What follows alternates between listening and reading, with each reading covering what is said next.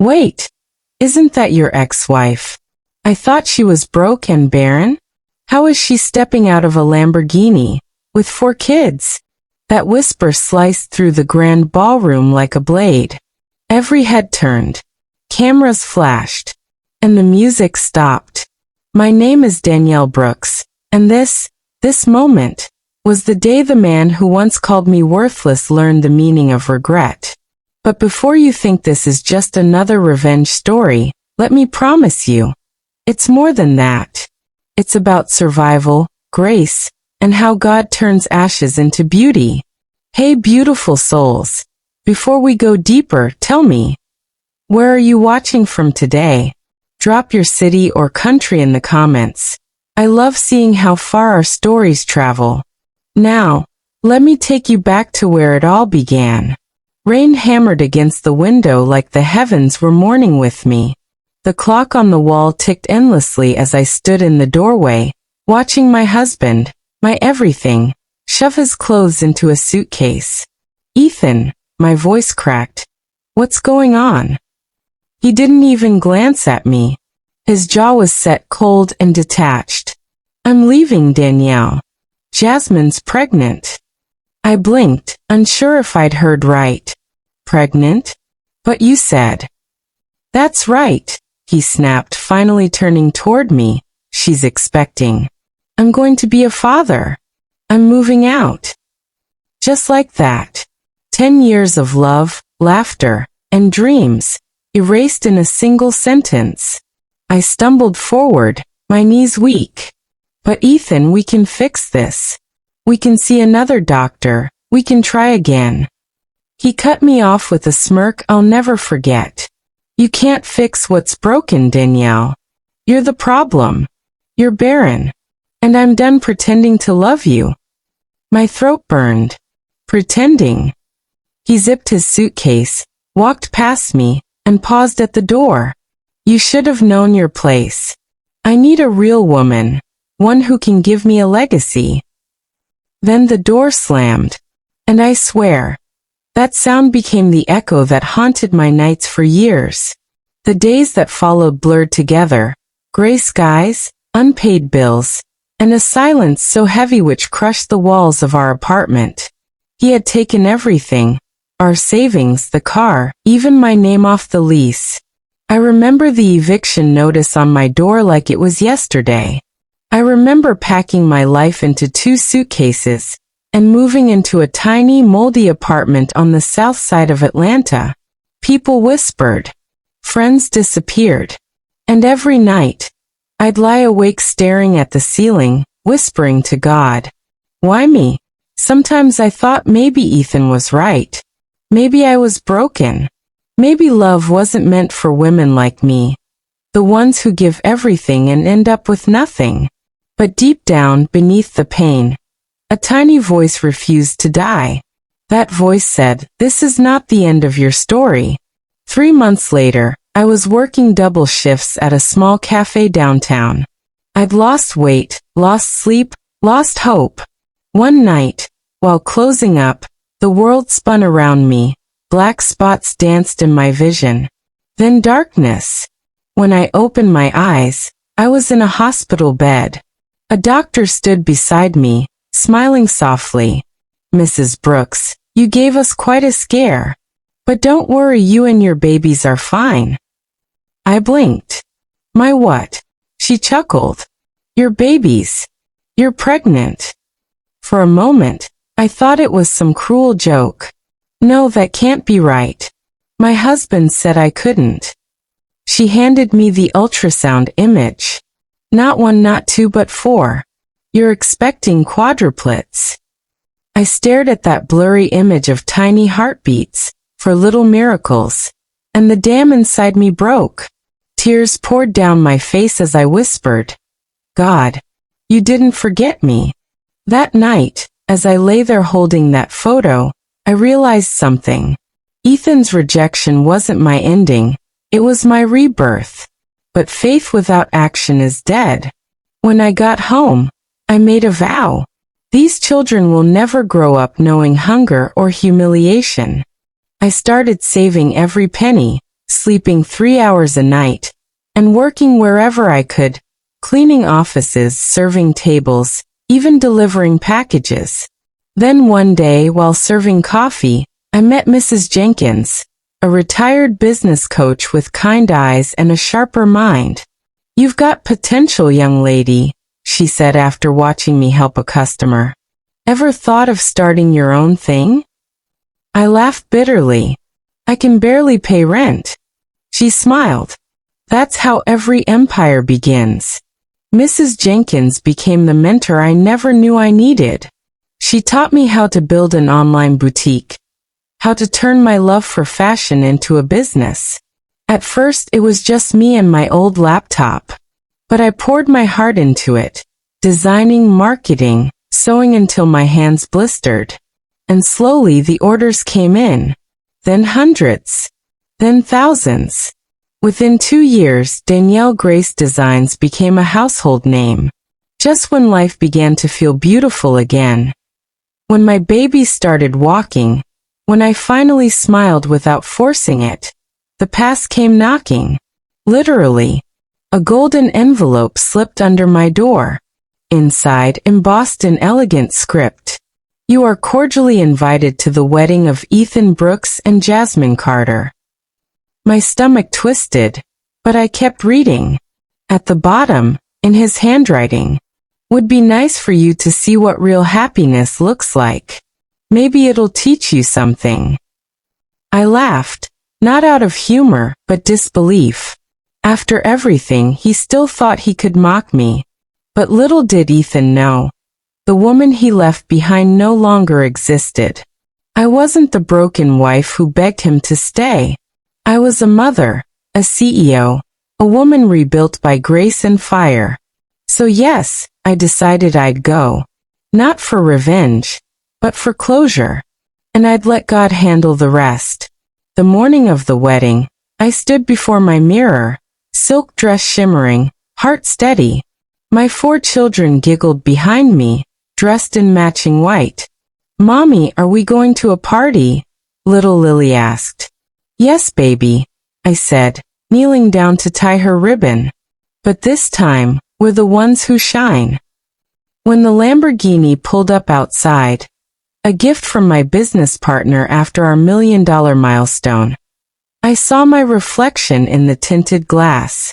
The woman looking back wasn't desperate. She was divine.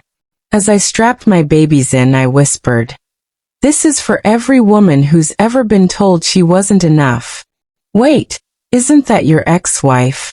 I thought she was broke and barren? How is she stepping out of a Lamborghini with 4 kids?" And in that moment, as Ethan's jaw fell open across the ballroom, I realized, sometimes God lets people bury you, just so he can show them you were a seed all along.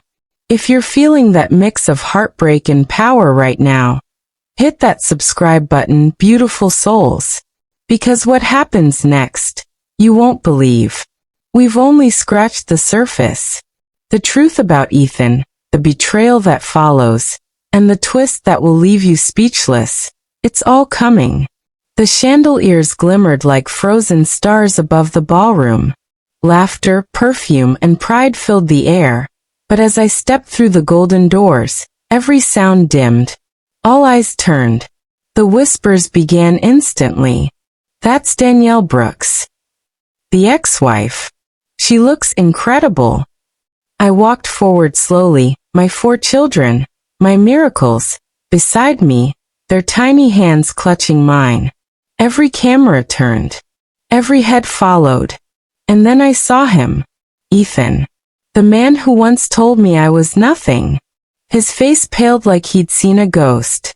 Beside him, Jasmine, glowing in her pearl gown, forced a smile. But I saw it in her eyes. Confusion. Fear.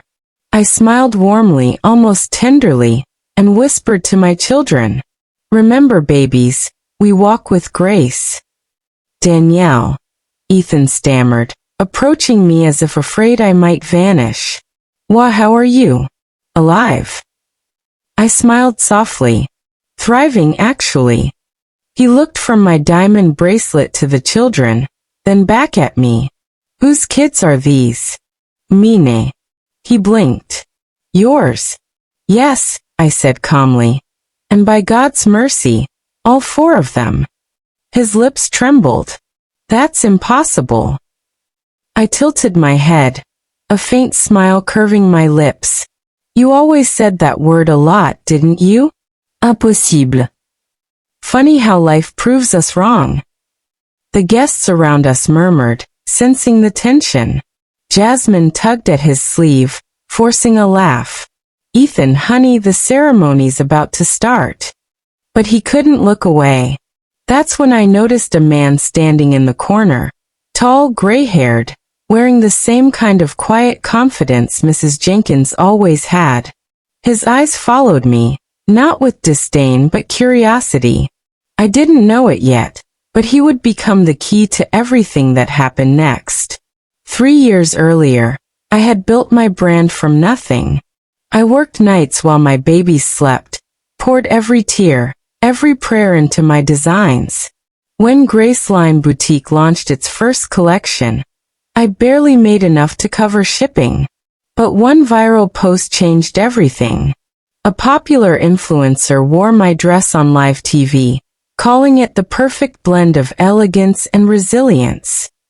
Overnight, orders exploded. That's when I met Richard Thompson, a quiet investor who admired my vision.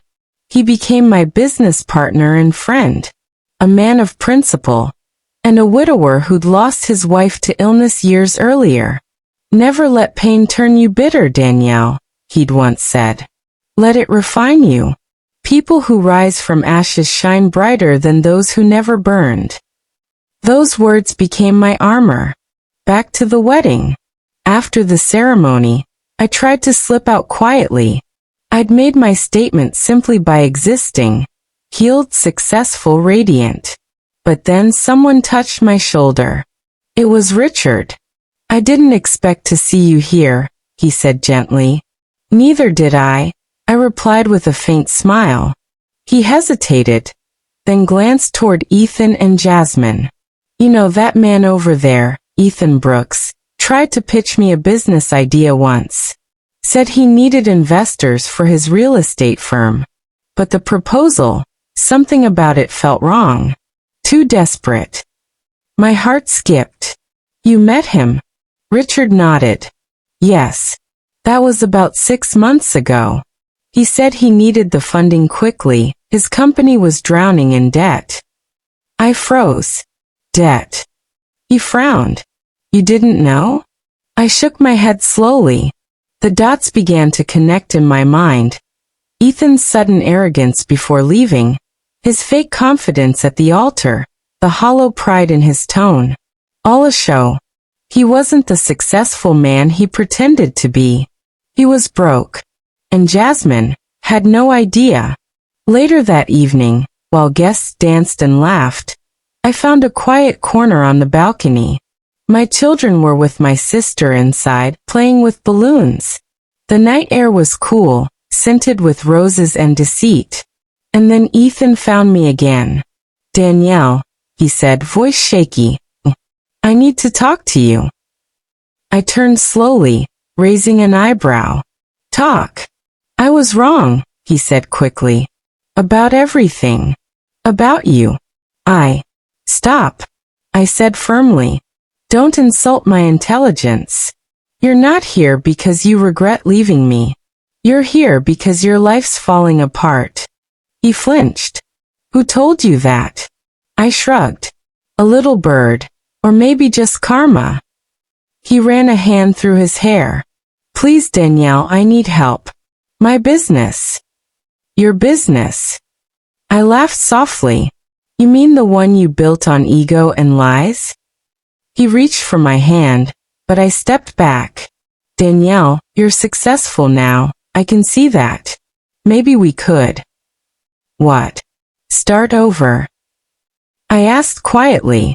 So when things get hard again, you'll leave me like before? He said nothing.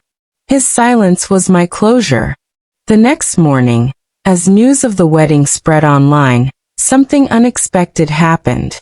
Photos of me and my children stepping out of the Lamborghini went viral. Ethan Brooks' ex-wife outshines bride at wedding. One headline read, "From abandoned to billionaire boss mom." Another declared. By noon, Ethan's investors began pulling out. His secrets, the fake numbers, the hidden debts surfaced like oil in water. People whispered, "Did you hear? Danielle's company is now worth more than Ethan's entire portfolio ever was." Jasmine, humiliated, left him within days. Ethan lost everything, his business, his pride, his reputation. And me? I didn't gloat. I didn't post. I simply whispered, "Vengeance is the Lord's." But I also knew, sometimes, the Lord lets you witness poetic justice. Not so you can laugh, but so you can heal. A few weeks later, I was at a charity gala for single mothers. Richard, my mentor and partner, was the guest speaker. He paused mid-speech, looked at me and said, "Some people fall to rise higher. Some are broken to be rebuilt into something divine. Danielle Brooks is living proof that rejection is simply redirection." The crowd rose to their feet, and I realized, Ethan's betrayal didn't destroy me. It delivered me to my destiny. Because the real revenge isn't revenge at all. It is peace. If you believe in poetic justice, in God's way of turning pain into power, type "Grace Wins" in the comments below. And don't forget to subscribe. It had been 6 months since the wedding. 6 months since I watched the man who once mocked me for being too simple lose everything he thought made him powerful. Ethan's company was gone. His investors fled. The luxury apartment? Foreclosed. And Jasmine, the woman he'd married to prove a point, had left, taking what was left of his pride. But I didn't celebrate. I'd already learned that revenge isn't satisfaction. It's exhaustion in disguise. I just kept building, working, mothering, living. One crisp autumn morning, I got a call from an unknown number. "Hello. Danielle, it's me. Ethan." For a moment, I said nothing. His voice sounded small. Not arrogant. Not manipulative. Just broken. "I'm sorry to bother you," he continued quietly. "I know I'm probably the last person you want to hear from, but I need a job." I froze. A job. He swallowed. "Please, Danielle. I've been turned away everywhere. No one trusts me anymore. I don't have anything left." A long silence stretched between us. Heavy, almost sacred. The man who once called me worthless was now asking for help. "I'll think about it," I finally said.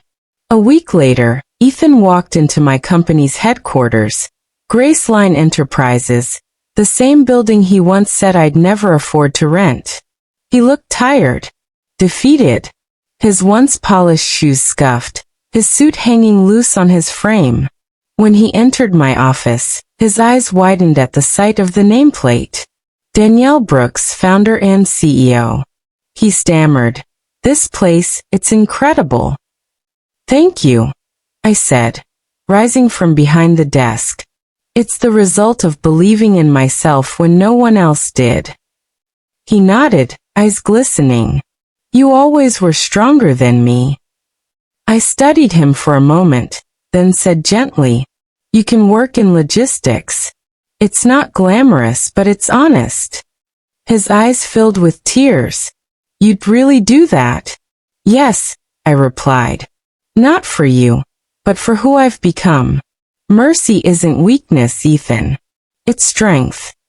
For months, Ethan worked quietly, humbly. He never complained, never bragged, never flirted. He was just silent. One day he knocked on my door, holding a simple envelope. "Danielle," he said softly, "this is my resignation. I got a small contract job upstate. It's not much, but it's honest work." I nodded slowly. I'm proud of you, Ethan. He smiled faintly. You know, I used to think power was about having control, money, status, women. But looking at you now, I realize it's about peace. You've got what I spent my whole life chasing. I looked at him for a long moment, then said quietly, peace comes when you stop trying to prove your worth to people who can't see it. He nodded. I see it now. He turned to leave, then paused at the door. Danielle, thank you for not hating me. I don't hate you, I said with a small smile. I outgrew you. A year later, my company expanded to Europe. Graceline was now one of the most recognized sustainable fashion brands in the world. At the award gala that celebrated our success, Richard took the stage and said, "Tonight we celebrate a woman who reminds us that broken doesn't mean beaten." Danielle Brooks didn't rise from luxury, she rose from heartbreak. And she turned pain into purpose. As the applause echoed, I looked at my 4 children sitting in the front row, smiling proudly. One of them, my eldest, Eliana, whispered, "Mommy, did that man who hurt you ever say sorry?" I smiled softly. "Yes, baby. And sometimes, that's all the closure we need." Life has a way of coming full circle. The man who mocked my struggle became the symbol of my strength. The pain that broke me became the seed of my purpose. If there's one thing my story proves, it's this. God doesn't waste pain. Sometimes He lets you walk through fire, not to burn you, but to refine you into gold. So if you're watching this right now, heartbroken, abandoned, or humiliated, remember me. The woman who was once laughed at, but later applauded. Because no one can bury a seed that's meant to bloom. Drop a rose in the comments if you believe that God's timing is always perfect. Success has a strange way of attracting echoes from your past. Just when you think you've moved on, life sometimes tests whether you truly have. It was a calm Saturday morning. The kids were out with their aunt, and I was reviewing expansion contracts at the office when my phone buzzed. Unknown number again. But this time, the voice on the other end made my heart sink. Danielle. It was Jasmine, Ethan's ex-wife. Before I could respond, she said in a trembling voice, "I know I'm the last person you want to hear from, but please, I need your help. It's Ethan. He's in the hospital." Silence. For a moment, I just stared at the wall, unsure whether to feel anger, pity, or disbelief. "What happened?" I finally asked. "Heart failure. The doctors say it's stress-related. He's been working himself to the ground, and he keeps asking for you." I almost didn't go, but something in me whispered, closure doesn't always come in the way you expect. When I arrived at the hospital, Ethan looked fragile. The man who once stood tall and proud was now pale and thin, tubes running from his arms. His eyes lit up faintly when he saw me. "Danny," he whispered, his voice cracking. I stood at the doorway, uncertain. "I didn't come to reopen old wounds, Ethan." "I know," he said softly. "I just needed to tell you something before it's too late." He reached weakly for my hand. I hesitated, then let him. "Do you remember when I said you were barren?" I nodded silently. His eyes filled with tears. "I found out 2 years after I left. The doctors said I was the one who couldn't have children. I just couldn't face it. I blamed you because I was ashamed." Tears blurred my vision. He continued, "Those 4 little miracles of yours, they're proof that God never punishes the innocent. I hurt the only person who ever truly loved me." I took a shaky breath. "Ethan, forgiveness doesn't erase what happened, but it frees both of us." He smiled faintly. "You always had more grace than I deserved." When I left that hospital, I sat in my car for an hour, just thinking. It would have been easy to hate him, to feel vindicated. But instead I felt peace. Because true victory isn't watching your enemy fall. It's realizing you no longer need to see them fall to feel whole. That night, I prayed for him. Not for reconciliation. Not for revenge. Just for mercy. The same mercy God had given me. Weeks passed. Ethan eventually recovered enough to leave the hospital. Then one day, an envelope arrived at my office. Inside was a handwritten letter. Danielle, you were the lesson I was too proud to learn. You taught me that love isn't control, it's sacrifice. I'm leaving the last of my savings to a foundation, in your name, to help single mothers start small businesses. I hope that, in some small way, I can honor the woman I failed to cherish. Ethan. I closed the letter slowly, tears streaming down my face. Even broken people can leave behind something beautiful when they choose humility over pride. That night, I stared out my window, city lights shimmering below, and whispered, Lord, you really do work all things together for good. Because the test wasn't about money, power, or reputation. It was about whether I could stay kind after everything I'd been through. And I realized I could. A year later, I stood on stage at the National Women in Business Awards, receiving the Humanitarian of the Year award. The audience erupted into applause as I spoke into the microphone, voice trembling with gratitude. I once thought my story was over when someone walked away. But sometimes the greatest chapters begin when you think you've reached the end.